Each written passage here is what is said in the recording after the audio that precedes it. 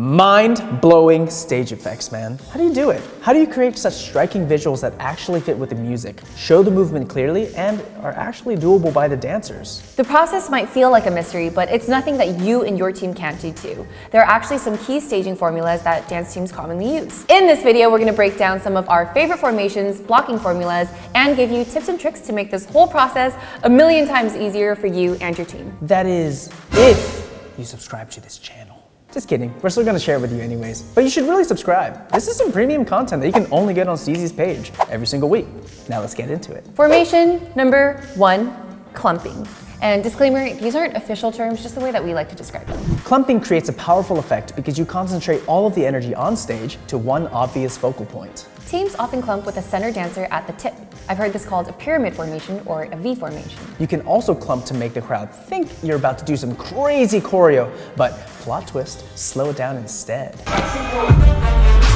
This contrast between expectation and reality drives the audience wild. Gives the people what they want! Formation number 2, columns. This is not only a trick to travel across the stage, but the dancers who are acting as columns frame the stage, creating a unique landscape for other dancers to work with. Formation number 3, a single file line. Whether it's diagonal or straight across stage, we love a good line because of its simplicity. So when you have a moment in that formation, it'll read that much clearer. But because you can see every single dancer, you gotta be clean, okay? Formation number 4. Everybody get your ass on stage for the finale! Formation. Even if it's predictable, it's always a satisfying feeling to see all these bodies rush onto stage because you know shit's about to go down. Are we cursing so much in this?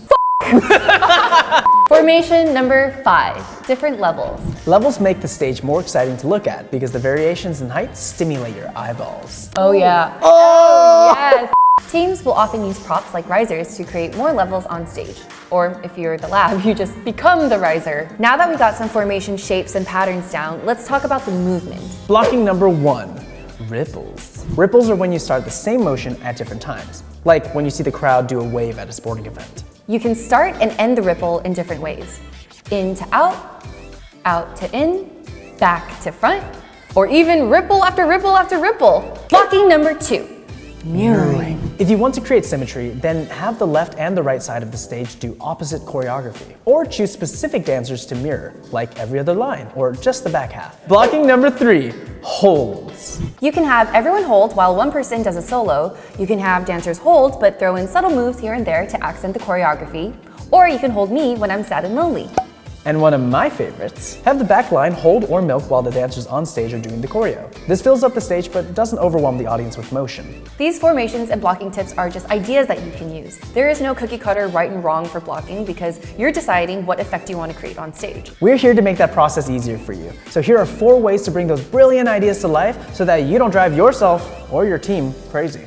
Tip number 1, storyboard the full performance. If you know that you're putting this set on stage, then visualize the pictures, effects, and movements that you want before even creating the choreography. Blocking should be a part of the creation process and not an afterthought. Tip number 2, workshop it. Many dancers draw dots on graph paper, but it could be more helpful to use a physical object like coins or chess pieces so you can physically see where the pieces are moving through each other and changing formations. Tip number 3, plan your pathways. Speaking of movement, your blocking should also be feasible. So you're not giving that dancer at the back left corner 3 counts to travel 2 miles across stage. Tip number 4, come prepared, but be flexible. No matter how sick the ideas in your head might be, they might not work out in reality. So come to rehearsal prepared, have the ideas that you want to bring, but also be prepared to workshop and pivot from your original ideas. Blocking is meant to highlight your dancer's talents and enhance whatever story you're telling. Use what you learned today so you can let your creativity wander and come up with innovative staging ideas for your next performance. Please give that subscribe button some love because there's a lot more of where that came from.